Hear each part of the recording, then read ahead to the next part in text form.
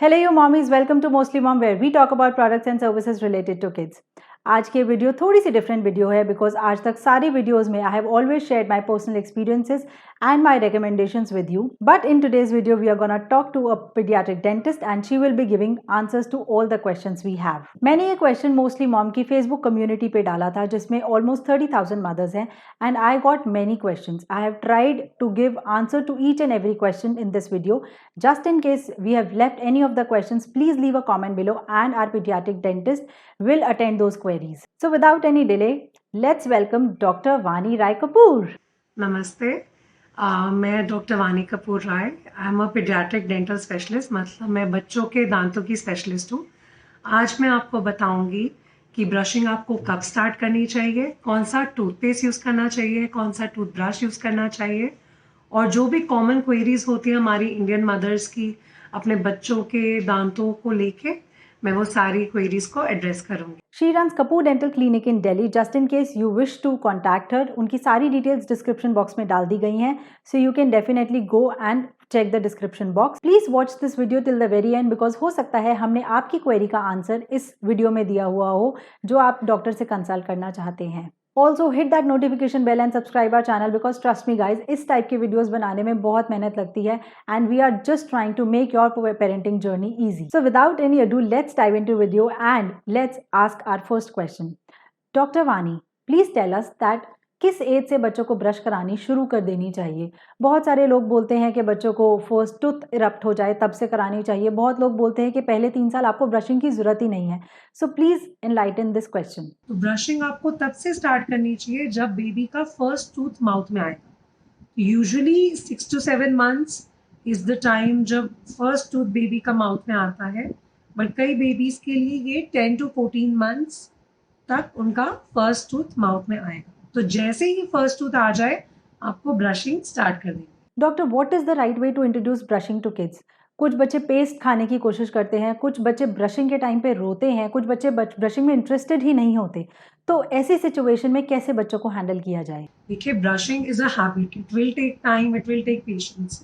कोई भी नया हैबिट इंट्रोड्यूस करना बच्चों में, वो भी इतने छोटे बच्चों में, बच्चे रोएंगे, आपको पेशेंस रखना पड़ेगा. ठीक है, कोई भी नए हैबिट को इस्टेब्लिश करने के लिए टाइम लगता है. तो brushing is also a habit. So what you have to do is कि आपको ही स्टार्टिंग में आपको अपने बच्चे के दांत खुद ब्रश करने पड़ेंगे. आप स्टार्टिंग फिंगर ब्रश से कर सकते हैं. ठीक है, धीरे धीरे वो जब बच्चा जैसे जैसे बड़ा होगा वो आपको देखेगा, आपको मिमिक करने की कोशिश करेगा, खुद ब्रश करने की कोशिश करेगा. आप वीडियोस की हेल्प ले सकते हैं. आप इसको एक फन एंजॉयमेंट का तरीका बना सकते हैं, एक टीम चैलेंज, या फिर एक आप बोल सकते हैं कि चलो साथ में ब्रश करते हैं, या कौन बेटर ब्रश करता है. बड़े बच्चों के लिए, छोटे बच्चों के लिए आपको पेशेंस रखनी पड़ेगी. और जो बहुत ही छोटे बच्चे हैं, बेबीज हैं, जिनके लिए आप स्टार्ट कर रहे हैं ब्रशिंग, उनका आपको हेड सपोर्ट करके फिंगर ब्रश के साथ आपको ब्रशिंग करनी. जो बच्चे टूथपेस्ट खाते हैं, आपको ये केयरफुल रहना है कि वो टूथपेस्ट ना खाएं, बट अगर वो खा रहे हैं तो मेक श्योर कि वो फ्लोराइड टूथपेस्ट ना यूज करने हो, क्योंकि जो फ्लोराइड टूथपेस्ट होता है, फ्लोराइड मतलब दांतों के लिए तो वो अच्छा होता है, बट बॉडी के अंदर साइड इफेक्ट्स फ्लोराइड दे सकता है. मार्केट में बहुत सारे टूथपेस्ट अवेलेबल है, fluoride toothpaste, non fluoride toothpaste. Please explain कि ये वाले टूथपेस्ट कौन से होते हैं और क्या आप कोई ब्रांड सजेस्ट करेंगे जो हमें अपने बच्चों को यूज करना चाहिए? अच्छा, तो ब्रांड्स इतने सारे हैं, अब all brands are fine. Basically ये है कि आपके लिए कौन सा ब्रांड सूटेबल है. फॉर एग्जाम्पल, अगर आपको सेंसिटिविटी की प्रॉब्लम है तो सेंसोडाइन. बच्चे को अगर कैविटी की प्रॉब्लम है तो आप कोलगेट फॉर किड्स जैसे कि 2 to 5 आप यूज कर सकते हैं, जो फ्लोराइड टूथपेस्ट है, बट वो बच्चा वो टूथपेस्ट खाता ना हो तो. और अगर आपको लगता है कि आपका बच्चा टूथपेस्ट खा रहा है तो आप फ्लोराइड फ्री टूथपेस्ट यूज कर सकते हैं, जिससे चीको के आते हैं. डॉक्टर, मार्केट में बहुत टाइप के ब्रशेस भी अवेलेबल हैं, जैसे कि silicone finger brush, electric brush, junior brush. According to you what brush is apt for what age? आप स्टार्ट हमेशा फिंगर टूथब्रश से कीजिए. तो जब भी आप ब्रशिंग की हैबिट एस्टैब्लिश कर रहे हैं और आपका बच्चा छोटा है तो आप हेड को सपोर्ट कीजिए और फिंगर ब्रश के साथ आप ब्रशिंग स्टार्ट कीजिए. धीरे धीरे आप ब्रशेस भी एज अप्रोप्रिएट यूज करेंगे. ब्रशेस भी एज वाइज आपको मिलते हैं, और बच्चे को जो ब्रश पसंद है आप वो चूज कीजिए. बच्चे को बैटमैन चाहिए, बारबी चाहिए, इलेक्ट्रिक टूथब्रश चाहिए, जो ब्रश बच्चे को पसंद है आप वो दीजिए, बट हाँ आप एज अप्रोप्रिएट टूथब्रश ही लीजिए। जो ये इलेक्ट्रिक टूथब्रशेस होते हैं ये यूजुअली स्पेशल चिल्ड्रन के लिए होते हैं, जो स्पेशल नीड्स के चिल्ड्रन होते हैं जिनमें मैनुअल डेक्सटेरिटी, जो हैंड्स की डेक्सटेरिटी होती है, जो नहीं होती। लेकिन फिर भी अगर आपको लग रहा है कि आपका बच्चा इंटरेस्ट दिखा रहा है इलेक्ट्रिक टूथब्रश के साथ, तो आप वो यूज कर सकते हैं। My next question is for a community mother. She asked कि उनके 4 साल के बच्चे को नर्सिंग कैविटी है। अब ये क्या चीज़ होती है और उसे कैसे डील करें? तो जो हम सबसे ज़्यादा कॉमन डेंटल प्रॉब्लम सुनते हैं वो होती है पेन और कैविटी, और बहुत फ्रीक्वेंटली ये जो पेन है कैविटी की वजह से ही होती है। तो कैविटी होती क्या है? Cavity is basically a hole in the tooth. ये होल कैसे आया? कीड़ा एज सच कुछ नहीं होता है, ये बैक्टीरिया होते हैं। बैक्टीरिया जो ऑलरेडी माउथ में होते हैं और बैक्टीरिया जो खाने के अंदर होते हैं। जब माउथ के बैक्टीरिया और ये खाने के बैक्टीरिया मिल जाते हैं तो ये होल या ये जो कैविटीज है ये फॉर्म कर देते हैं। फिर नर्सिंग कैविटीज या ऑल ओवर कैविटीज प्रिवेंट करने का क्या तरीका है? 2 बार ब्रश कीजिए, मॉर्निंग में, इवनिंग में 2-3 मिनट्स के लिए। अगर आप ब्रशिंग रेगुलरली करते हैं तो कैविटीज का चांस बहुत कम हो जाता है। इसके अलावा आप जो स्टिकी फूड्स हैं जैसे कि कैंडीज हो गई, ये मिनिमम पे रखिए।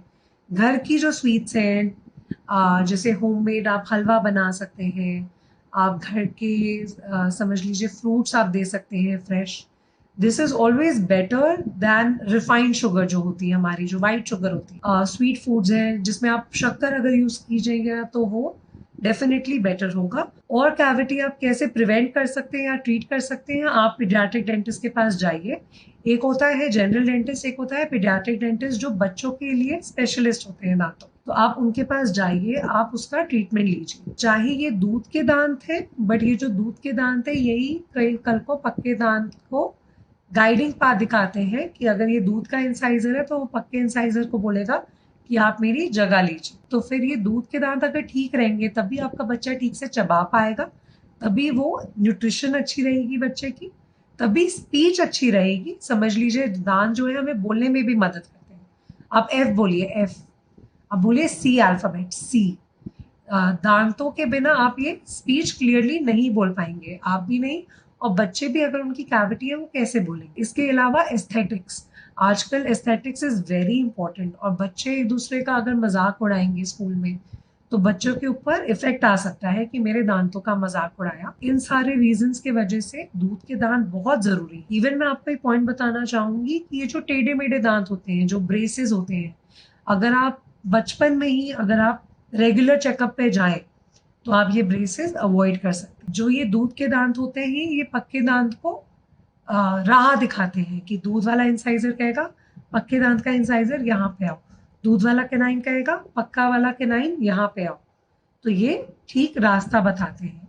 अगर टाइम से पहले इन्फेक्शन के वजह से ये दूध के दांत गिर गए तो पक्के दांत वो जो गाइडिंग पाथ है वो खो देते हैं, वो गलत जगह आ सकते हैं, टेढ़े मेढ़े आ सकते हैं, जिससे ब्रेसेस की जरूरत पड़ती है। अगर यही आप बचपन में ही पीडियाट्रिक डेंटिस्ट को दिखाएं, वंस एवरी 3 मंथ्स एक रेगुलर चेकअप पे जाए, तो जो भी ये प्रॉब्लम्स है, कैविटी होगी, ब्रेसेस होगी, या प्रिवेंट कर सकते हैं। हमारी कम्युनिटी मदर है जिनके 4 साल का बेटा टूथ की कंप्लेन करता है, उससे कैसे डील करें? अगर आपके बच्चे को पेन है और आप उसको एक डेंटिस्ट के पास लेके जाते हैं तो मैं सजेस्ट करूंगी, एक तो आप पीडियाट्रिक डेंटिस्ट के पास लेके जाइए। जब आप अपने बच्चे को ट्रीटमेंट के लिए एक पीडियाट्रिक डेंटिस्ट के पास लेके जाएंगे, जिस भी टूथ में प्रॉब्लम है वो पहले उसका चेकअप करेंगे, फिर उसका एक डिजिटल एक्सरे लेंगे जो बच्चे के लिए हार्मफुल नहीं होता। तो that is like a photo of that particular tooth, and उसके बाद वो एक्सरे लेने के बाद वो उसका ट्रीटमेंट डिसाइड करेंगे कि क्या फिलिंग से हो जाएगा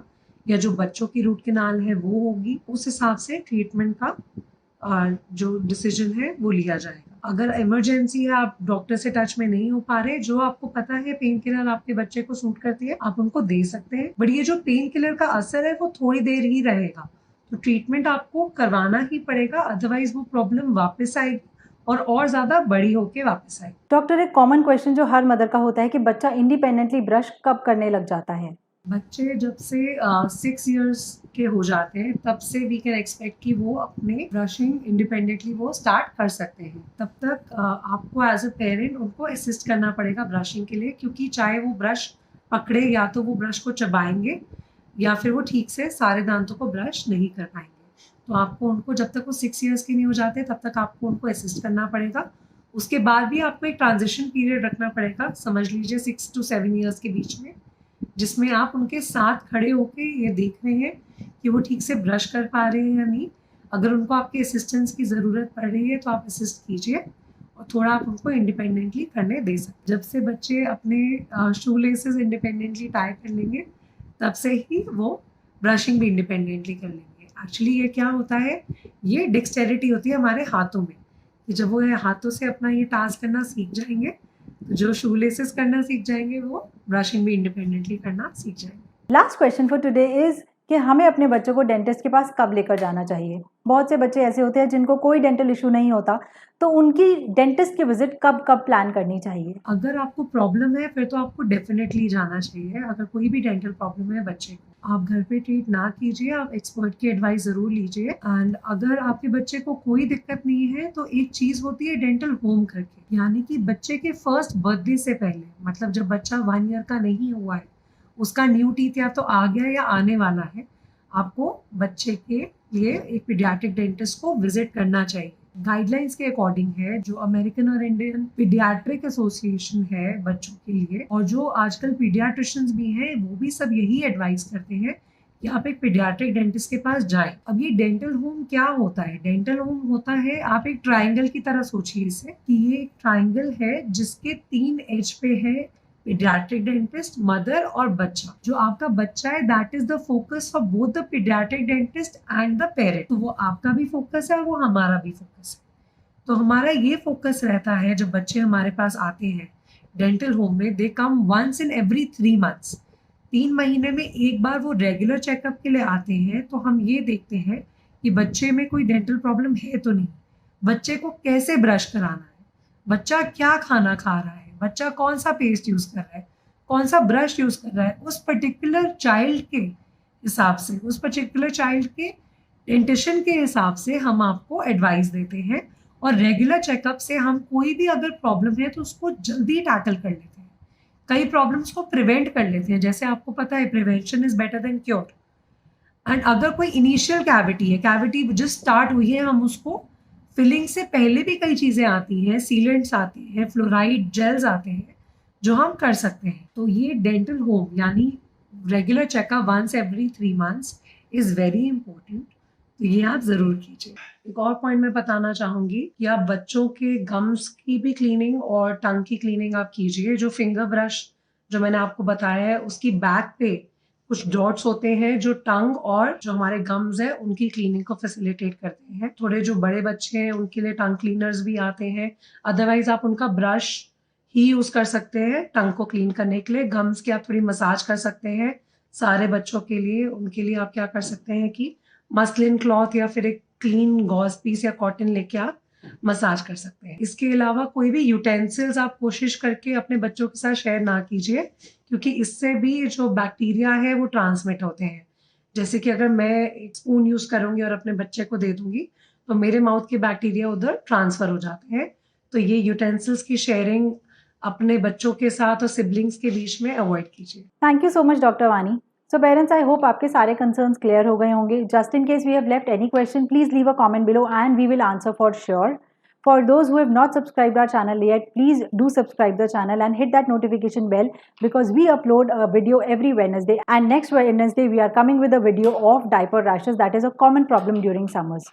So stay tuned, say subscribe. Bye bye.